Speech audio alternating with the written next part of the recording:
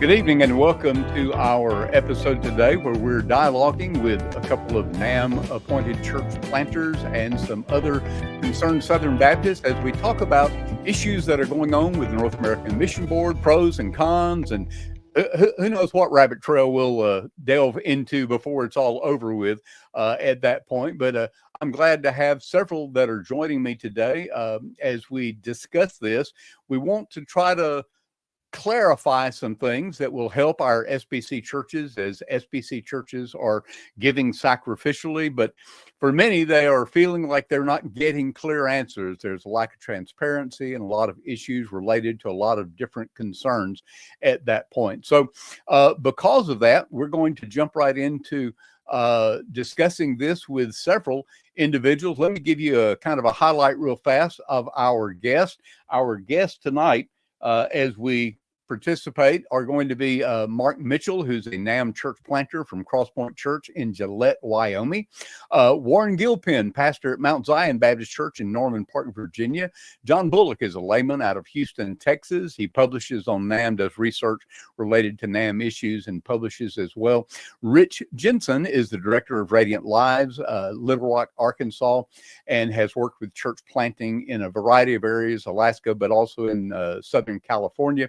Andy Reeves is a NAMB church planter of Uplift Church in Rock Springs, Wyoming. So we're glad to have all of these guys joining us today as we do. So let me bring them all on as we jump into it and have these guys to join me on screen as we get started. Gilpin, Brother Gilpin, is going to be joining us here in just a moment. As he was running behind as we get started. So, guys, we're sure glad to have you joining us today as we begin to work through some of these issues and see if you can shed some light, especially you guys that are currently planting and have some support from NAMB, and, of course, from us as Southern Baptists as we help support NAMB church planting as well. So we're glad to have you. I tell you what, let's do this real quick. I'd like for us to look and talk kind of as an overview. We have done a survey through our Facebook group. This is a group that we have that's called SBC Issues and Ministry. And this group, we have a lot of dialogue in it. There's several thousand members that dialogue. I think most of you are a part of that group and have interjected at different times about various issues.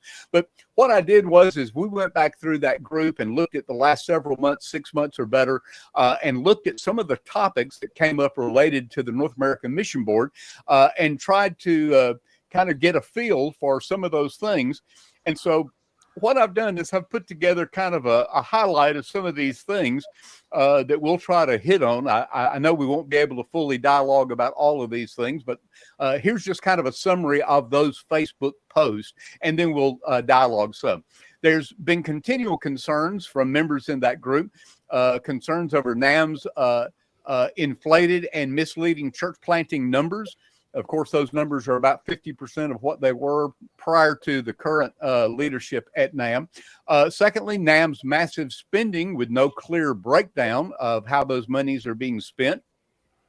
NAMB's megachurch favoritism. A lot of people have questioned that, seeing that there's a lean toward the larger or megachurch. Number 4, NAMB's luxury spending concerns, excessive spending, not only on gifting and things of that sort, but also in the type of accommodations that are used sometimes. Number 5, NAMB's lack of transparency, and that's been a continual concern over the last 3-4 years at our annual meetings and throughout the year.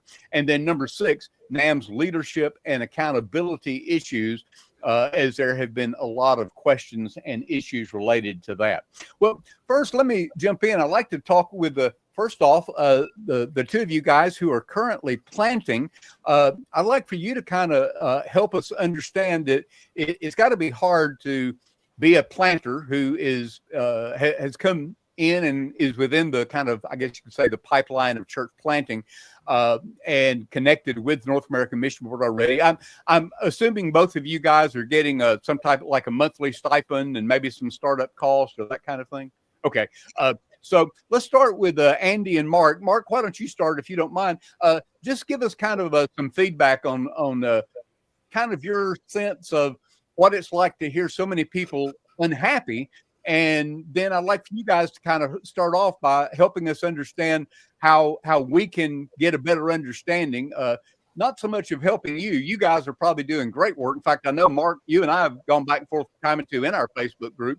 And if I remember right, you had a ratio of baptisms to members of like 4 for every maybe 8 or 10 members or something.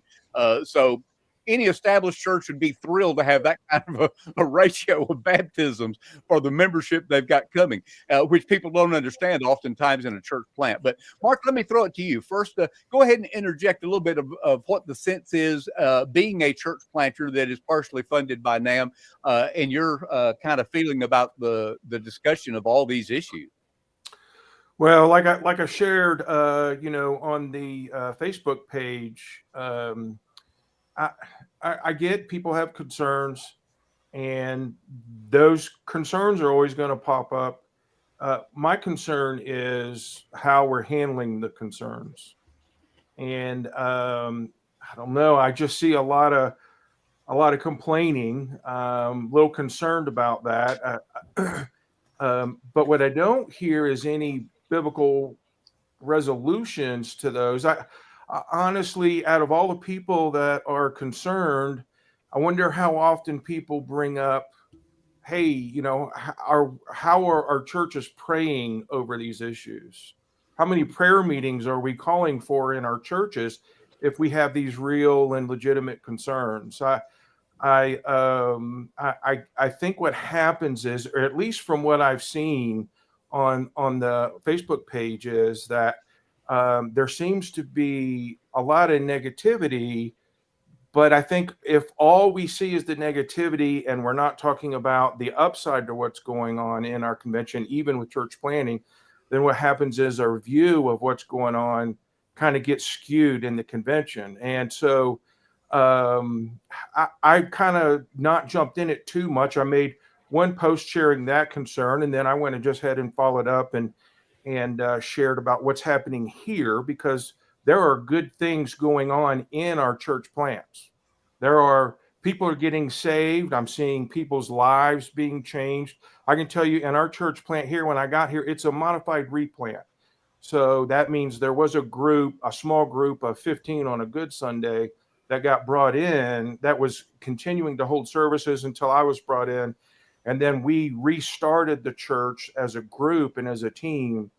And so we've taken that 15, and now if we had on a good Sunday, if everybody was here, we would have 50 in attendance. So in the last 3 years, we have had 17 people come to know Christ.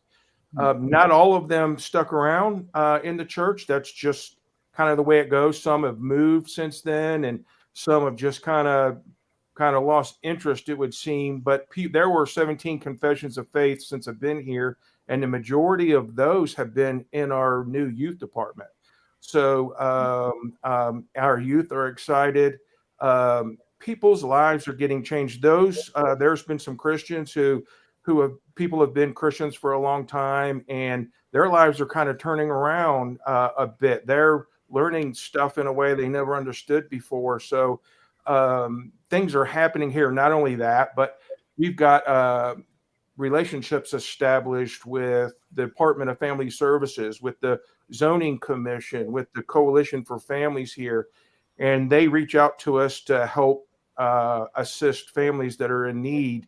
And so we're doing what we can to be a part of that. I think that's assisted in a lot of the growth in the church. And our church has become to be known in different circles around the community. So yeah, that's great. One of the things, Mark, I've said, having worked with church planning now 25 plus years, is virtually any church that's really seeking to reach people, and it's so true of new churches, in the course of a year, you better have some stories of transformation.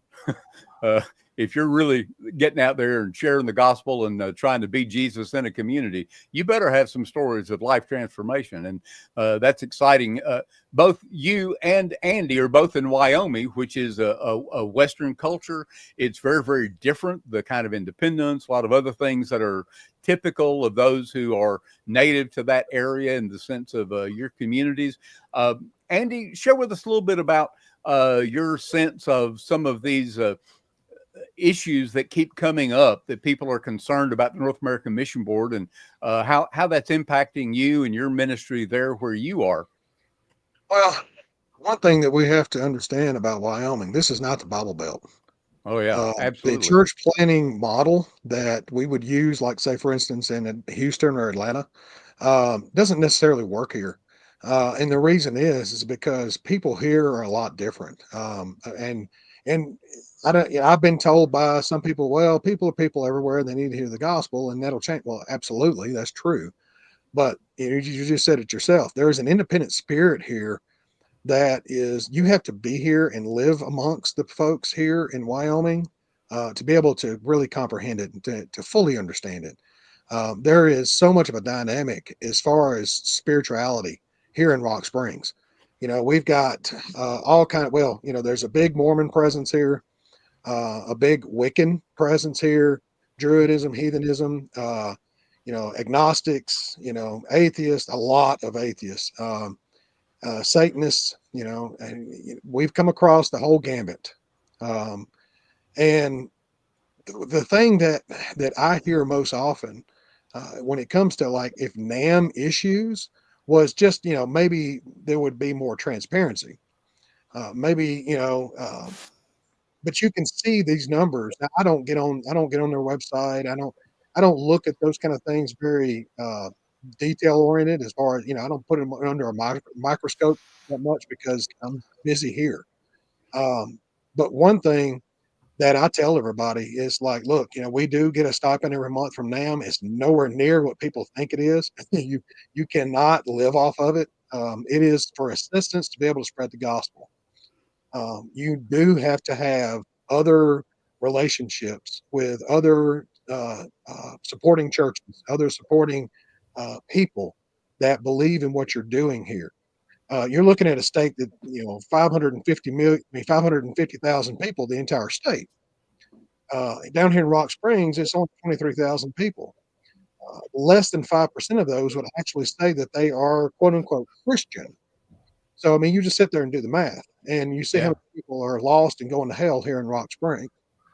You know, when I went to Atlanta here back in April of last year, we had a planners orientation there, and there was over 200 and something planners throughout North America that were there. And that was a very, very uplifting time for us planners. And there was a lot of good things that were done and said and shared with us, and a lot of good worship. But you know, you kind of look around sometimes, and you kind of, you know, look, is what kind of money is going into this, and you know, you kind of wonder sometimes where, especially when you're kind of struggling as a planner, you do wonder, you know, is there more? Could we get more? Not necessarily financial support all the time, because you know anybody can write a check. That doesn't solve the problem. What solves the problem is, you know, people fully understanding and getting involved in what's going on in the rest of the United States. You know, and seeing that, you know, even the smaller populous places have to be reached.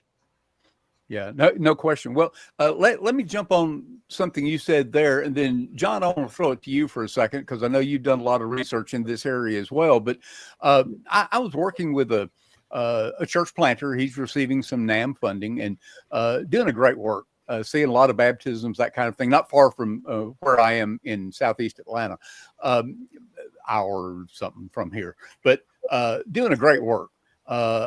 Really making an impact in his community, et cetera, et cetera, et cetera. And one day we were in kind of a call, and he said, Bobby, he said, one of the things that drives me crazy is I get in these groups of church planters, and a lot of them, you know, from North American Mission Board, or I go to an activity or a training or something of that sort, and I find out, man, I'm getting nickels and dimes compared to some of these guys, and some of the money that's being thrown at some of these other. Maybe thrown in a good way to say that, but the money is being given to some of these other guys is enormous compared to what I'm receiving where I am. And we have huge needs as well. And we were working with them, trying to help them. We gave some financial support and other kinds of things as well to the church I was with. And so, but that's a common theme that I hear among many church planters, is what sets us apart. John, why don't you jump in here for a second and talk a little bit about the lack of, I guess you could call it equality or whatever, as far as trying to help plants. And I realize there's some difference in cost of living in various places, but outside of that, there's some other things that are really concerning to people. John? Yeah, so just kind of a little bit of background. One of the things that I wrote on for Baptist News Global was first related to Johnny Hunt. But then also, if you look at planters like Rob Wilton. So several years ago, whenever they started the church multiplication pipeline, NAMB had said, you know, if you're a part of a lot of networks, you probably wouldn't get as much money. But I think it was Reform NAMB now. They published the church planting grid in terms of funding, and there's a factor for X factor funding, which goes to supposedly about less than 1%, but the qualifications for it were based on charisma, and then also if your church was a top 10% giver in the state. Now, some smaller states it may be fairly easy to do, but you go to a state like Texas, you got to come from one of the mega churches or be planting, it seems, through them. So Rob Wilton is one of the specific cases that we wrote about. You know, he's the son of Don Wilton, who was, you know, Billy Graham's pastor. He came from a church. He had his own network, was actually involved in several networks. And NAMB went and bought the building for him, which was, I think, about $500,000, which, I mean, in terms of property, getting a property for $500,000 in Philadelphia, I can't, you know, say that they got a good deal, but they bought it from another church. And then they bought him, I think, about a $600,000 home, about 30 minutes away from the inner city church. And then they bought about 8 properties really close to that church. And so that church was actually written up in Baptist Press as, look at a church just being faithful, focusing on their own discipleship. They haven't even met for 2 years. Now, my background, I know several people at NAMB, and I know quite a few people planting through NAMB right now. So, and I love them. They all do great work. Again, as you mentioned, Mark, there's amazing things happening, especially directly through the planters themselves. But what we see is all this investment into one person who already had a pretty good network for sourcing and funding his church. And kind of a thing about like how they're going to be able to survive without meeting for 2 years. So anyway, they get that started. And then I think it's about 5 years, because the funding lasts through 5 years, right, Mark and Andy? I think it's 5 years. Right at the 5-year mark, he leaves for a mega church or a larger church, and to pastor that. And then his church plant folds. That Send Relief Center no longer exists, and the church plant folds and goes into another church plant. So there's things where I know that, like, I know some guys who are in California, and it's difficult. If you're in a place that's not Bible Belt, it's hard to get people to just want to spend time with Jesus at a church facility, especially if you're in Wyoming where you got to drive a bit. So that's where some of the disparities came, looking at that multiplication or that X factor church plant style. Now, again, I think it's good that they do prioritize stuff with Sin Cities. Typically, those Sin Cities are more expensive. But there are some people who get houses, they get church properties. They seem to get properties for possibly staff or other church members. Something that other people don't get. And they're coming from churches that are already in the top 10% giving in their state, which means they probably have a little bit more cash than planters from other churches. So that was one area of just concern for me, is to look at the whole. I mean, our church planting budget this past year was $96 million. Just give a round, if you're not familiar with church planting numbers, I think it was around it was under 25 million in 2010. And we're planting 600 and some odd churches. So again, my question is, any church planter to be able to help them, especially as inflation goes up, is great. My question is how much reaches kind of the front line? So. Yeah, Rich, let me come to you. In talking about the inflated and what many have thrown out there as misleading church planting numbers as far as the number of plants. At one time, I was trying to think, I think it was Randy Chestnut was in Dayton, Ohio, and he had done a lot of research and went back and looked and found that the North American Mission Board at one time, they published the amounts and the banks where they had money held. They published all the different types of missionaries they had assigned and where they were assigned and what kind of ministry they were involved in, that kind of thing. And they no longer do that. And so this kind of cloud of lack of transparency continues to grow and get thicker and thicker, where people are saying, just like John, you just mentioned about that large amount of money, when we're talking about massive spending, but no real clear breakdown. One of the little things I pulled out was it was what somebody had put on our one of the posts in Facebook was over 80 million is budgeted yearly for church planting, but planters rarely receive a large amount of that, and they only receive a small fraction of that total 80 million. And so many people are asking, well, is that what's called church planting? It's not broken down, but is that church planting being spent to buy these houses, millions and millions of dollars of these houses? Is it being spent for ABC? Is it being spent for what NAMB calls their ambassadors? We know those are paid pastors. Most of them are full-time pastors somewhere, but they get an additional $1,000, $2,000, $2,500 a month to be an ambassador for NAMB. Is that considered part of church planting money? I mean, there's a lot of questions in that area of the massive spending with no real clear breakdown. Rich, what are your thoughts in this area as we're trying to kind of weed through some of this? Before I even hit that, Bobby, if it's all right, Andy and Mark, incredible. What you're doing. Absolutely. I talk to pastors all the time, and it's like nobody really understands what it's like, what you go through with those things. Church planting is really different, and so it's hard on you, it's hard on your family. Other people just think you're crazy, but I really appreciate you guys. Absolutely. And I also understand of what is. I grew up in the Northwest, Portland, and so it's the spirit of the Northwest, but it's not the Holy Spirit. I also pastored in Alaska. And so I went from, I was at a church as a teaching and from, over 1,000, which is less than 2% of churches in America, to, being a part of 38% of churches are actually between 100 and 999, and 60% of churches are under 100 people. And so those are the things that people will sometimes just look and think, it's all about being big, huge, and successful. But like when I was in Alaska, we had the same thing that you guys deal with. You'd ask about church. When I was in Southern California, the same thing. In Arkansas right now, if I ask someone, hey, a good church, anyone I talk to is going to tell me a good church. But in those other areas, they're very unchurched. And if you said, do you know a good church? Someone would probably just laugh and not know what you were talking about. And so I think that it's important to understand, how important, and I believe that, as leaders, we give everything. We give our whole lives. And just as a scripture, we just want to make sure that we're not deceived. And I just say that in a way that it's like, man, as pastors, we can be exploited. People will come in that have wrong motives. And it's a tough thing as a leader to have to watch that and be like, oh, is this person probably shouldn't be around kids. This person probably shouldn't even be there.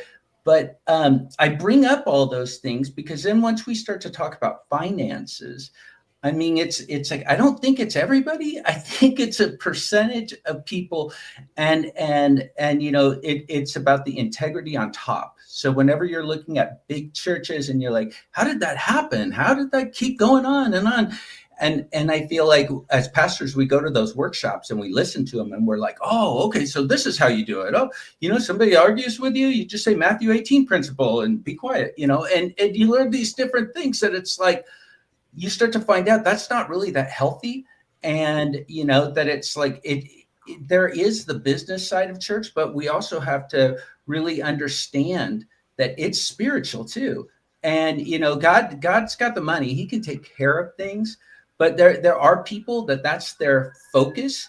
And so, you know, I just know firsthand of experiencing and seeing things that it's like, it just breaks your heart sometimes. Different places have different problems. And like in California, you know, you can't get a house for, you know, in Southern California, probably entry level is close to $1 million. And so then when you're thinking about that, then you're thinking about buildings. And I know, Mark, you mentioned about restarting. And I think that's a whole, you know, even it's a whole different animal too, because you're trying to work with the community, some things that probably got sick at some point, and you're trying to make that healthy as well as trying to bring in new people. And so that's a pretty, you know, interesting thing. And with some churches, I mean, I realized that getting a building, you know, in Southern California, you know, you could get kind of not a very fancy building and it's $10 million. And so if a church ends up saying, hey, we're going to replant, or we're going to take over this church that was Southern Baptist that's not really thriving, well, then if they move in that position, you know, the problem is it's all about integrity. And so you have to try to figure out, you know, is this healthy or not? And it really comes down to leadership. And so, Bobby, I may not have answered any of your questions. Well, but I did want to kind of to poke at you just another second, because our concern is this crisis of trust that churches across the country, and these two guys that are planting, they could take the entire hour telling us of transformed lives, people that they've reached and impacted. And that's true among most of the church plants. So you don't want to throw shade on those plants, but how do you see the impact, the trust that seems to be deteriorating because of the massive spending, because of the inflated and misleading numbers related to the number of plants or whatever at that point? Give us some insight from your perspective, not being a current planter in that sense right now, receiving NAMB funding. Right. You know, it really does come to be as healthy as the leaders are. And sometimes we put people in, you know, there's churches now, the executive pastor makes more than anyone, and because he knows how to handle those funds. I think it comes down to a trust factor. And I think that because we want autonomy, you know, it's like, why should I come in and tell Mark or John, I mean, to tell you how to do, or Andy, how to do things, when it's like, you guys are right there, you know what's going on, and you know the need, you know, you know the language, you know the things that you know, it's like, okay, this would work here, it may not work in another area. And so I think that when it comes down to people, and Bobby, I don't mean to skirt around the issue. It's like the autonomy is important, but it gets to a point that it's like there is no accountability. And, you know, we hate to say it, you know, we see it with the big guys, and usually by the time the big guys get hit, I mean, there's been a lot of people underneath the bus for a while. And because of the way the system is set up in so many times that it's like, with church planting, it's so important to get things off the ground. You can't in the beginning get elders and deacons that are really qualified biblically, usually. I mean, if you can, amen, that's awesome. But to the most part, we can't. And so we're ending up taking a small group of people, and we're like, okay, you know what? I just have to make some really big decisions right now. And that's great. And that is why I think church plants that are successful, they have good leaders that can make good choices and decisions. But at some point, as that church starts to move into more of a community-oriented, I hate to say maintenance mode, but more of a set structure in that community, really reaching them, I think the accountability is gone. I think it can be gone. That's probably a better way to say it.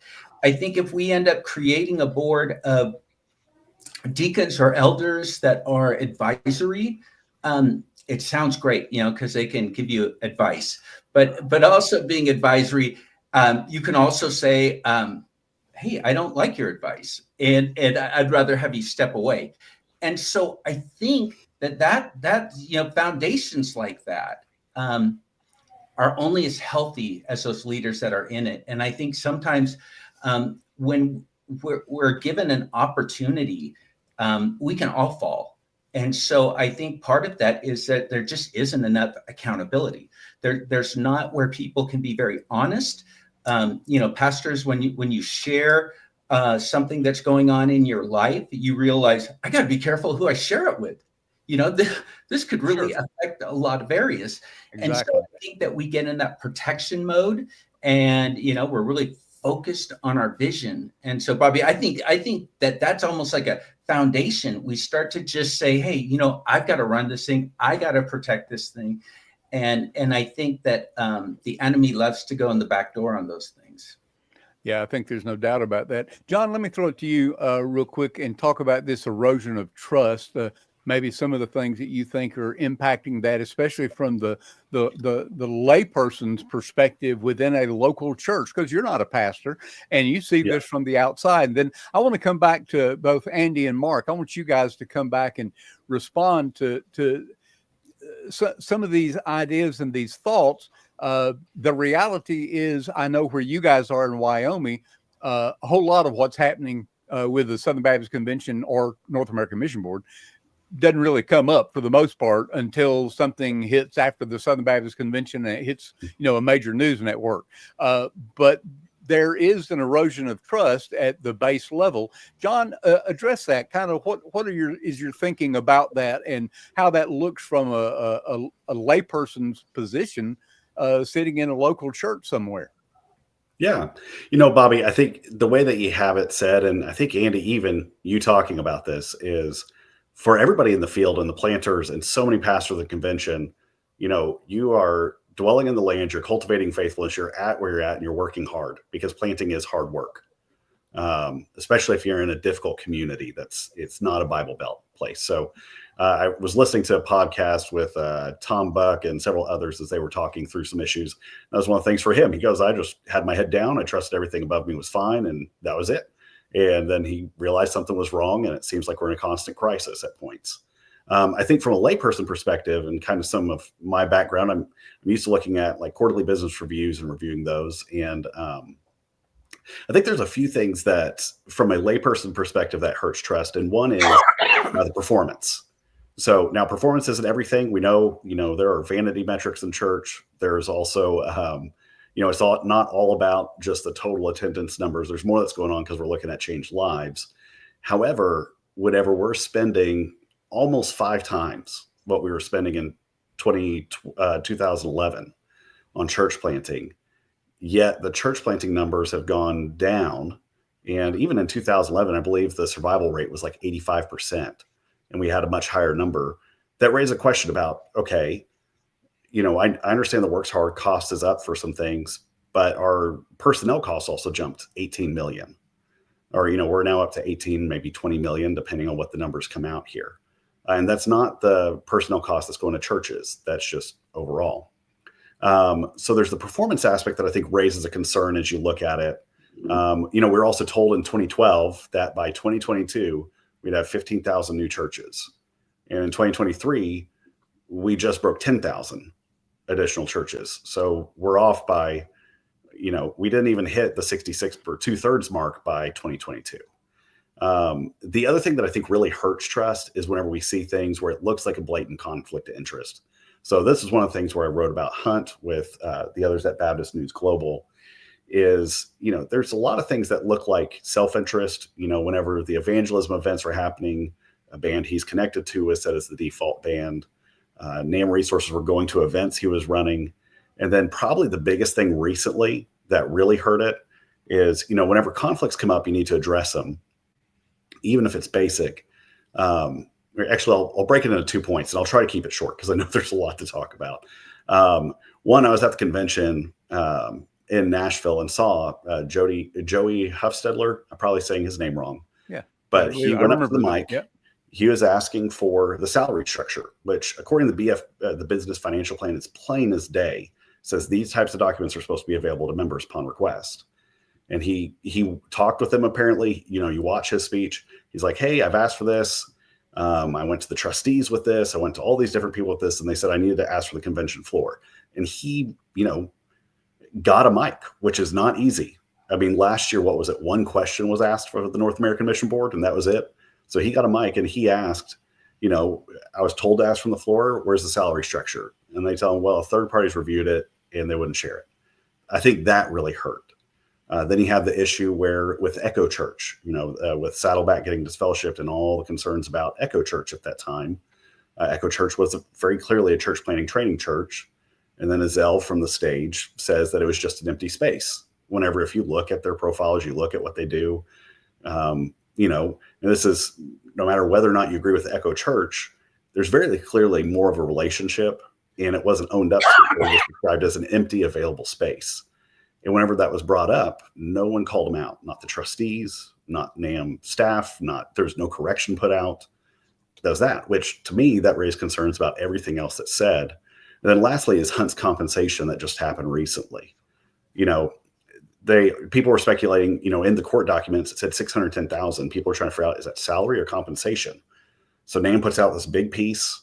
They put a whole webpage out to an article that says, we have never paid anybody a salary of $610,000. And people go, okay, well, is that compensation? Was the compensation $610,000? And then Kevin Azelle, almost immediately afterwards, puts out a statement that says, you don't need to answer questions. Your friends trust you, and those who don't, you don't need to answer. That to me really hurts trust, because it shows an unwillingness to engage. And there's a lot of like if you go to the annual meeting, Baptist Press always pumps out positive stories about NAMB, and I think that's good to keep in front of people's minds. They really don't publish any criticisms. And then whenever you go to the annual meeting, they get their whole segment to do a promotion of everything they've accomplished. Stuff they write in there. They have their mission statements. And then whenever the messengers only get one question at the annual meeting and no responses from many of the trustees or the NAMB president or really any clarity, I think that really hurts trust. And we see even a lot of the secular world moving away from that kind of secrecy into more of an environment where they trust people, because it's the internet age. It's almost worse for people like me or anybody else that's at the Baptist Convention to try to look stuff up and then not get answers. So I think that secrecy actually does the worst thing to help their trust. And if they were just show more of the stuff, because even on the positions, as you talked about, Rich, like way back when they showed all those positions, even as far back as 2010, 2011, 2012, even, you can see the breakdown of what employees were kind of doing. And again, with some of the stuff on conflicts of interest, McCraney's documents, I think it says that Greer and Summit Folk had a contract with NAMB. You see different people that pop up that have contracts. And again, from a business perspective, conflict of interest is a big, big issue. And to me, with a nonprofit, we're considered church, but we're not a church. In the eyes of the IRS, we're a church. That conflict of interest raises some concerns, especially with people over there. And again, I think where most of the trust hurts is not with people in the field, although it trickles down. It's more with people whenever it comes to Alpharetta at headquarters.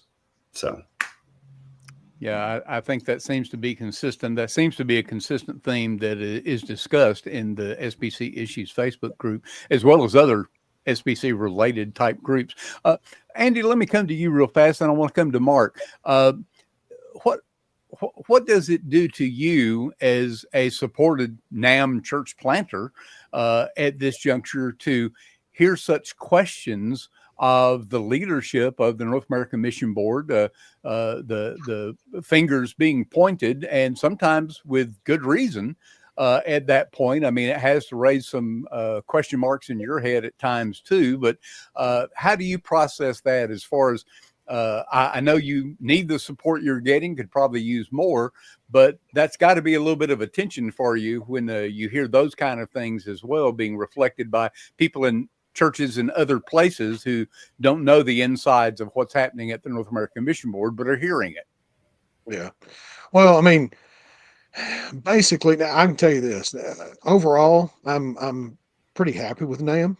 I'm pretty happy with how they have, I guess, trained us up to come out here, going through the assessment process and out of Denver and, things like that, and to try to get us ready, and the resources that they do, besides just money, that they do offer us to be able to help us.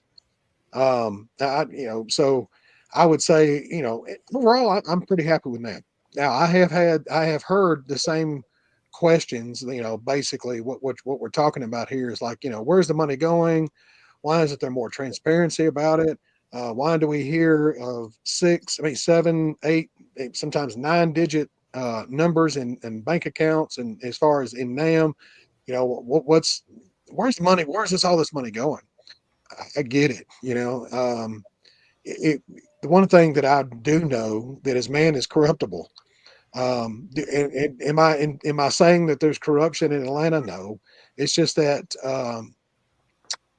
there are times where, especially like, say, I'll give you an instance, when we try to find a property here in Rock Springs, and it's expensive, even in Rock Springs, Wyoming, it's kind of stupid expensive. But and you kind of look back and you go, I wish I was getting more money from this or that or the other. But one thing that I and my wife, one thing that we do fall back on is God is always going to supply, no matter how, I'd say, corrupted man can be, because it's his church, not ours. And I know you guys know this, and I bet that a lot of your viewership, I'm kind of preaching to the choir, but when people would ask me that kind of question, basically what I would say is what I can only tell them what we have received and the kind of support that we are getting here in Rock Springs. And thus far, I really can't say that, there's a smoking gun, so I'm sorry, but I can't really, give you a whole lot of information on that as far as, do I hear it a lot in churches? No. As far as what is there corruption, or is there money being spent that shouldn't be spent? And I can tell you this, I've been in church my entire life. I haven't been in a church yet that they didn't have some type of problem sometime where people are pointing fingers at each other about how they spent money on how stupid chairs or carpets, and but when it comes right down to it, are we getting the gospel out? And what I answer is yes. We see lives transformed. It may only be one tomorrow, maybe 2 next month, but those are just it's like I was telling my wife before we ever moved to Wyoming. If we leave here in 5 years, and it would be considered in the United States, be considered a failure, but if we helped one person not go to hell when they died, it was all worth it. Absolutely. Mark, how do you deal with that tension that is there with these issues and the things that are being raised, the concerns, and not getting answers to those things? And how do you deal with that as far as being a planter who's appointed by NAMB? Well, Andy kind of alluded to it, but my first thought is, the sovereignty of God in the midst of all of this going on, and where money goes or doesn't go. And I am not critical that people have questions or concerns. But I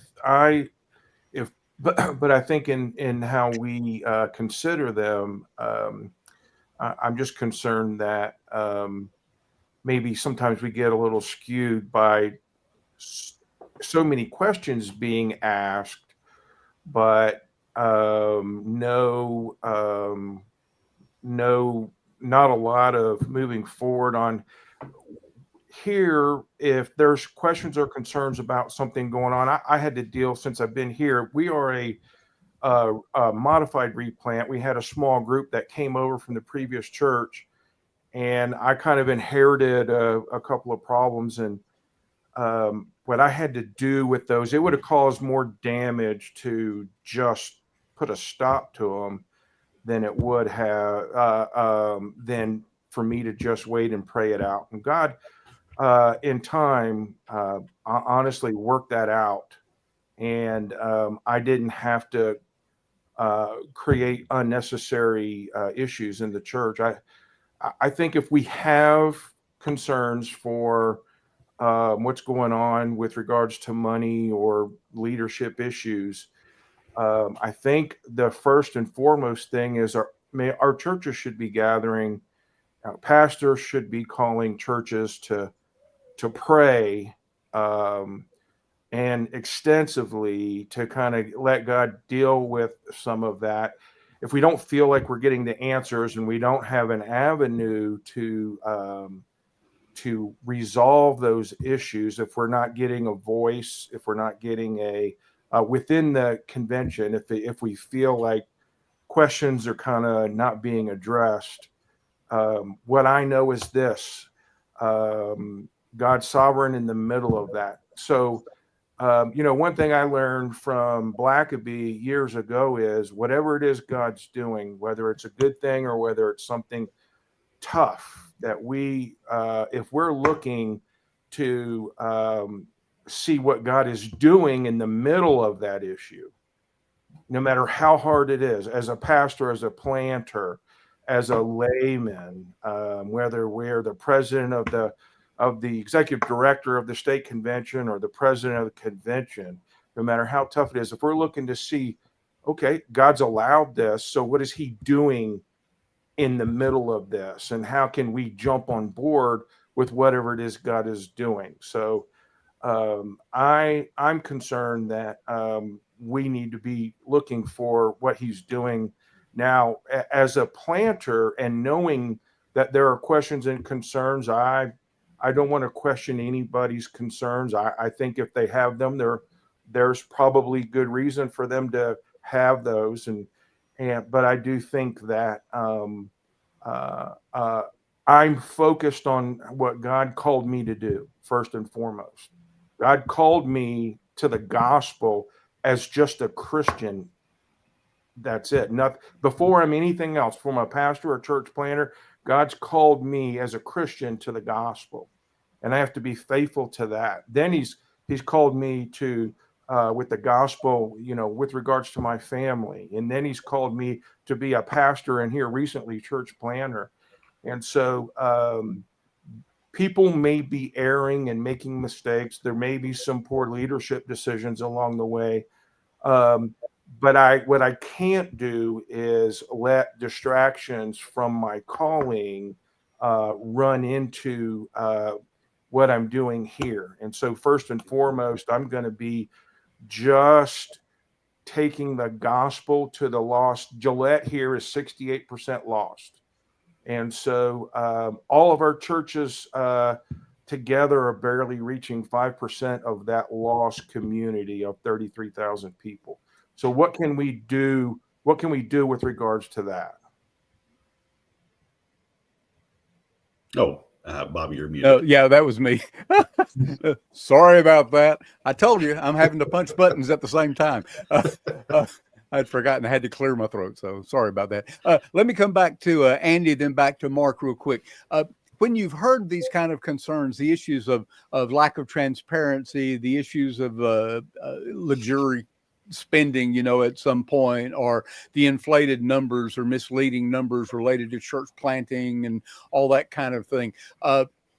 First, Andy, and then come back to Mark, but have you sought to try to get clarification on some of those questions when you hear that raised somewhere by somebody about a particular issue? Do you contact someone at North American Mission Board, whether it be Ezel or Mike Ebert, in the communications, or one of the trustees or somebody? Do you try to, since you're being supported by that, do you reach out to them? And if you do, what kind of response have you gotten since you're one of those that are funded? Well, I don't directly reach out to NAMB. I would reach out if, let's say, a question came to me about, hey, I read this and I see that this is being spent, because all the money that comes to me, and I'm maybe speaking for Mark as well, but it goes through our our state convention. Right. So if there were questions that I would have about how the allocation of funds were coming from NAMB or Send Network into our state, I would direct those to Casper, Wyoming, that's where our office is for our state convention. Right. I haven't reached out directly to NAMB. Okay, Mark, how about you? Have you tried to reach out to someone when you've heard these concerns raised?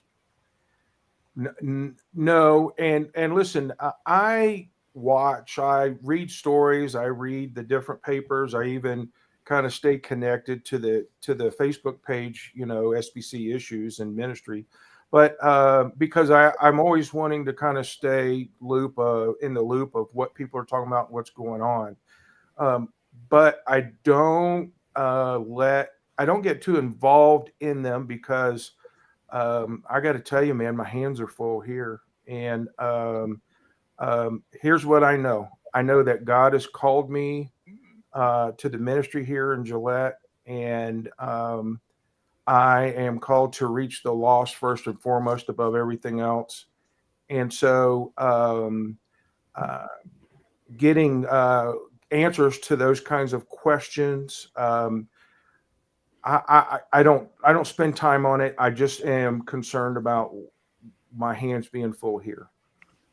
Yeah, well, and I can understand that. John, let me throw it back to you. What would be your observation on the whole issue of the transparency and the leadership accountability issues, and how that impacts you, like in a local church as a church member? Yeah, I mean, let me refocus that. Does it feel like a crisis to you where you sit? Yeah, it's mixed. We see it both. I mean, you have a lot of members who are disengaged. I think when we start getting to members who understand this is money they give, and this is God's money, and that we're all members of this convention and messengers, for many here on this thing, messengers at these convention and annual meeting, that we then have a stewardship. And I believe as planters, you have to give a certain percent back. Is that correct? Well, you tithe. Yeah. You tithe back to the thing. So I guess the concern is, okay, so this is, there's some level of members who'd be like, okay, this is our money that we give. How is it being used? But overall, I think the concern is this is God's money. How is it being used with people that, we vote for, or we're supposed to, we have some stewardship in being messengers or members of this convention. So I think that's where, for members, especially if they see where the money's going and they see there's an issue, again, those with a business background probably would raise a little bit more questions if they're used to the financials. But I know even in just smaller church or in just churches, whenever a line item gets really big and there's no clarity on how it's being spent, people start wondering, how is the money being used? Again, to me, it's seeing some very high numbers, and NAMB even asking for, what is it, $80 million more for planting. And if we spent 5X and we're still ending up with similar numbers of plants that are not near what they were 10 years ago, then the question is, one, is the money actually going where it's supposed to? Because to me, if I invest more money in something that's supposed to be working, I would expect something to kind of go up. But that's my first question is it going to the right place? Because that's the most concerning, because this is God's money. And if it's just different challenges in the field or different things like that, then that means a little bit differently to me. When there's no transparency on it, I don't know what the root cause is. And I think for members of churches, or whenever they start connecting that it's their tithes and offerings going to them, that it's God's money, that's where it becomes more concerning for a member. Rich, let me throw it to you. What would be your concern at this point when you sit and look and see what's going on? Obviously rejoicing, as you already expressed, with the church planting and the lives that are being transformed.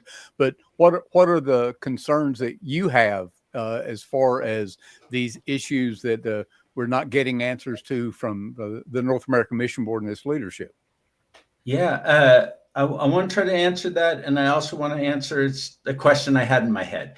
And what I had was really the idea, as I'm hearing people talk, and especially Andy and Mark, and hearing you guys talk, it's like we are the body of Christ, and we all have different roles. And that's where I think, it's like, it's okay to say, this is my role. This is what I do. I'm really focused on shepherding. I'm really focused on this.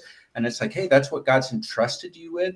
But I think as the body, we need to embrace people with different parts to be able to really look at things, because I think that, we should be able to give every man an answer. And if not, we should know where to go to for it. And if God does that for us, I think that we should do that for his people. And so I just think it's really important that we get some people that are able to the job isn't to destroy the church. The job is to bring clarity. And if there's areas that there is abuse, there's things that are done poorly or wrong, what is it, doge or something? Maybe we just need that to be able to come in to say, hey, you know what? It's and more than likely, I mean, the percentage is people are doing the right thing. They're doing the best with what they're entrusted with. But I think that there are just people, anytime you're in a position like that, that it gets bigger and bigger and bigger. Like in LA, you can't have a church that's under 100 people that wouldn't to be self-sufficient. I mean, it's like, oh yeah, I mean, you figure out the numbers. You're like, we got to have this many people come in. We've got to be able to do this. We got, that budget is so key. And we're talking about huge budgets. And I just think it's really important that we're, together as a body saying, hey, you know what? It takes all of us. It takes a person to ask the question, and it takes a person to be able to answer the question. And if there's an issue, then we walk on that journey together. Yeah, guys, let me throw it back to you guys one more time, Andy and Mark, as we kind of wrap up. Tell us, I think both of you have mentioned prayer is very important. And I would encourage anyone that's watching this to add you guys to their prayer list and pray for you guys as church planters. You're both on Facebook, so they can find your churches on Facebook and keep up with you and follow you as well. But what would be one thing, maybe two things that you would say that Southern Baptists can do to help church plants who aren't maybe those X Factor churches that are getting the big money per se, but can support churches like your church where you are? Let's start with you, Mark, and then we'll go to Andy. Well, the first thing and foremost, we talked about prayer, and honestly, the thing that I sincerely covet the most is prayer over what's going on here, asking for a move of God within our church. Our church here is a modified replant. So I had a team that came in from the previous church, and then there's been new people that's come on board. So it's been both a replant and a revitalization work at the same time. So that's a bit of a challenge. We've had a building here that was built in '64. They didn't even have any building codes until '79 in this town. And so when I got here, it had been neglected, and we've had to spend roughly 150 to 180 grand, somewhere in that neighborhood, on necessary major repairs, and of course, paint and carpet and a whole bunch of stuff that's gone on here. So we've got still some other issues with regards to facilities to kind of deal with. But what we could use, our church here could use not only some prayer partners, some ministry partners with mission teams maybe to help us out here. And then, of course, if there's anybody that's inclined to be a financial partner with the church, growing in numbers doesn't always translate into growing your finances right away. So there's a bit of a lag time with regards to the finances. We could not support ourselves without the NAMB funding right now on our own. We're not ready to do that yet, and it is a big focus for us. But financial partners to kind of assist. We're going into year 4. This is going to be our final year of funding here. And so, and even then, it's starting to get weaned back this year. So we could use some financial partners, some prayer partners, some mission teams partners. We do have one church from Mississippi getting ready to come out. Looks like they're going to be coming out this summer to help us with some ministry work. That is our big need here. And okay, very good. Yeah, good. Andy, wrap up for us. Give us some insight what people can do, and then I've got 5 actions that people can take to try to help lead to some change. Well, I echo a lot what Mark just said there. we can't survive without additional financial support from other churches. One of the, we have Uplift Church. We have roughly about 5 of the churches that help us financially every month. Now, you're not talking about a lot of money, but any money, any kind of support like that is greatly appreciated. It's going to be blessed by God. Now, one of the other things I would tell, any other churches that are listening right now, find church plants, find things in anywhere in the United States, especially. I know it's a habit of, especially Southern Baptist churches, to find, the good missions that we have in Africa and in Europe and things like that. And those places need support too. But I think sometimes we here in the United States, especially, we get overlooked for the missions that is having to happen here just in our own backyard. And I think this is why you can look at the numbers, how we have actually declined, over the last couple of decades, because, there's been a lot of emphasis put on other continents. And another thing, if you are, if your church is, if you all have a missions committee, a missions team committee, find churches, find new plants that you can go, just like Mark was talking about, and help. There's always things to do in those communities during the summer. If nothing else, we have one from Oklahoma. I know there's churches from Oklahoma, Arkansas, and Louisiana, our home state, that go out a lot of places and do a lot of good things. And, we need that kind of help. It's just because of, Mark and I and the other planners here in Wyoming, it's all hands on deck all the time. And it's not that we get tired. It's just that we get tired, Yeah. and God sustains.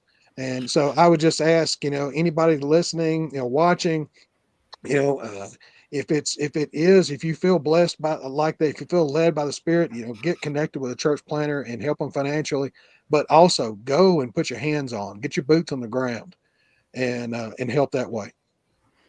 Yeah, there's no doubt that that kind of impact has an impact on the church that's going to help, as well as the area which they're helping.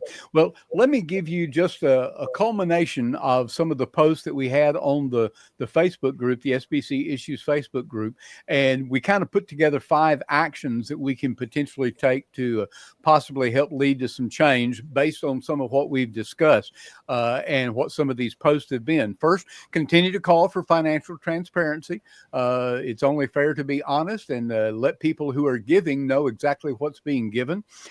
Secondly, requests for a church planting audit. Ask the SBC messengers to continue to push for an independent financial review to know exactly what's going on. Thirdly, follow the money. Research how mission funds are allocated and share the findings with your church if you're in a church and can do that. And then fourth, support local church planters directly, as these guys have already mentioned. Instead of giving through NAMB, potentially just give in a direct partnership to help support them as well. It also helps bring missions alive on the church planting field for sure with your church. And then finally, hold SBC leaders accountable, speak up at your state convention, and encourage fellow members to demand change. All of these things are things that can be done. I think that will be helpful and we can do at varying levels. Thank you guys for all taking part tonight and being a part of this discussion. I do appreciate it and appreciate all the work that you're doing in the places where you are as well, no doubt. Join us as we continue to keep up with SBC issues, and we come back with another podcast sometime soon.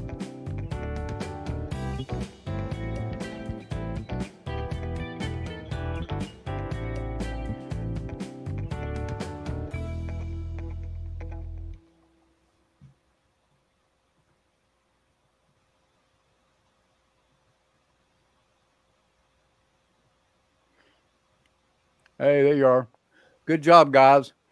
Felt like we kind of had to cut her short a little bit there, but hit some of the issues. I know there was a lot more that we could talk about, but Andy and Mark particularly, thank you guys for shedding light on the work that you're doing in Wyoming.